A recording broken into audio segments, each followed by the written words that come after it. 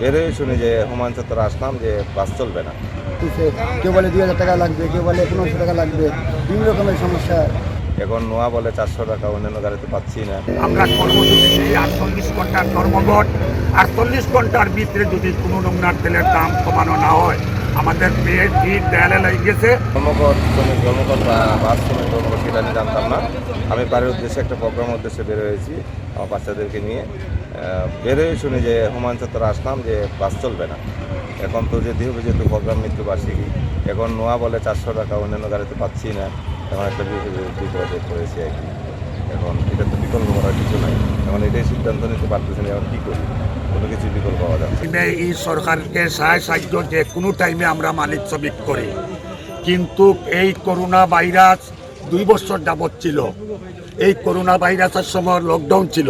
আমরা মালিক শ্রমিক খুব কষ্টের মধ্যে ছিলাম। মালিকরা কোনো নমুনার কিস্তি দিতে পারছে না, ব্যাংকের গাড়ি, কিন্তু আমরা শ্রমিকরা অনাহারে ছিলাম। এরপরে করোনা ভাইরাস ছুটার পর, গাড়ি ছাড়ার পর আমরা এখন পর্যন্ত সঠিকভাবে আমরা আয় ইনকাম করতে পারতেছি না।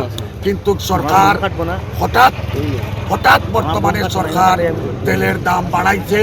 আমাদের মালিক শ্রমিকের সাথে কথাবার্তা আয় আলাপ না করিয়া 15 টাকা লিটারের তেলের দাম বাড়াইছে। আমাদের সিলেট ঢাকা রোডে আপ ডাউনে 3000 টাকার তেল বাড়তি চলে। আমরা মালিক শ্রমিক যৌথ আমরা কর্মসূচি 48 ঘন্টার ধর্মঘট, 48 ঘন্টার ভিতরে যদি কোনো নমুনার তেলের দাম কমানো না হয় আমাদের পেট ভিড় দেয়ালে লেগে গেছে। এরপরে আমরা আবার কঠোর কর্মসূচি নিব যদি তেলের দাম না কমানো হয়। তো আমি আসছি, আসার পরে এখান থেকে জানতে পারলাম অবরোধ। পরে আমি যে স্টেশন গেছি, ওখানে কোনো টিকিট আমাকে দিতে পারে না। আজকে সারাদিনে কোনো টিকিট নেই, এমনকি আগামীকালেও কোনো টিকিট দিতে পারে না তারা। পরে ওখান থেকে ব্যর্থ হয়ে আমি আবার এখানে আসছি, কারণ আমার ঢাকাটা দেওয়া খুব ইম্পর্টেন্ট, খুব গুরুত্বপূর্ণ, জরুরি দরকার। এই কারণে আমি খুবই ভোগান্বিত।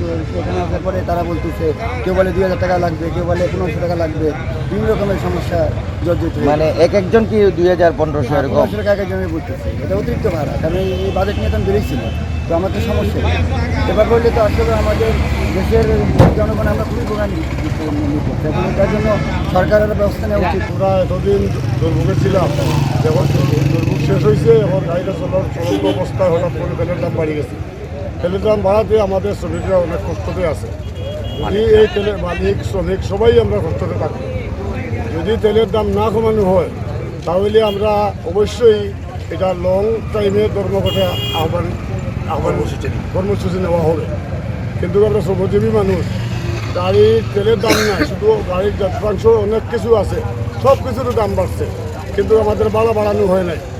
যদি সরকার তেলের দাম না কমায় তাহলে আমাদের ভাড়া পর্যাপ্ত পরিমাণে ভাড়া বাড়াইয়া দুনিয়ার যে নিয়ম আছে নিয়ম অনুযায়ী আমরা শ্রমজীবী মানুষের পেটে আহারও লাগিয়ে আমরা বাড়াই আইছি। যেহেতু আমরা কোনো কষ্ট না হয়, আমরা গরিব দুঃখী মেহনতি মানুষ, আমাদের যাতে সুবিধা হয়। সরকারের সাথে আমাদের কোনো জ্ঞান প্রমাণ নাই, কিচ্ছু নাই, আমরা চাইও না। আমরা গরিব মানুষ, আমরা গাড়ি চালাইয়া ভাত খাই। আমরা তেলের দামটা কমাইবে লাগে আমরা অনুরোধ করলাম। তেলের দাম না কমাইলে আমরা আন্দোলনে যেতে বাধ্য হই। আন্দোলনে আসি আবার কঠোর আন্দোলন তো আসি অলরেডি, কঠোর কর্মসূচি যেতে বাধ্য হই। জয়েন করার জন্য আসছিলাম, আইসা দেখি যে ধর্মঘট, তেলের দাম বৃদ্ধির কারণে মালিক সমিতির পক্ষ থেকে নাকি ধর্মঘট ডাকা হয়েছে। তো আমাদের কাছে বিকল্প বলতে এখানে শুধু সিএনজি আছে, কিন্তু 150 টাকা ভাড়া, ওই জায়গায় সিএনজি থাকতেছে 300 টাকা। তো আমরা যারা কর্ম করে খাই বা চাকরি করে এটা প্রায় অসম্ভব হয়, এটা জীবনের মতো। আমরা খুব বেশি ভোগান্তির মধ্যে আছি। আর মালিক সমিতি যারা ওরা তাদের এই সিদ্ধান্তে অটুট, তারা এটার সুরাহ না হলে ওরা তাদের বাস ছাড়বে না। তো সবার কাছে আর কি আকুল আবেদন, মাননীয় সরকারের কাছে আকুল আবেদন যে যত তাড়াতাড়ি সম্ভব এই বিষয়টা মীমাংসা করে আমাদের সাধারণ মানুষকে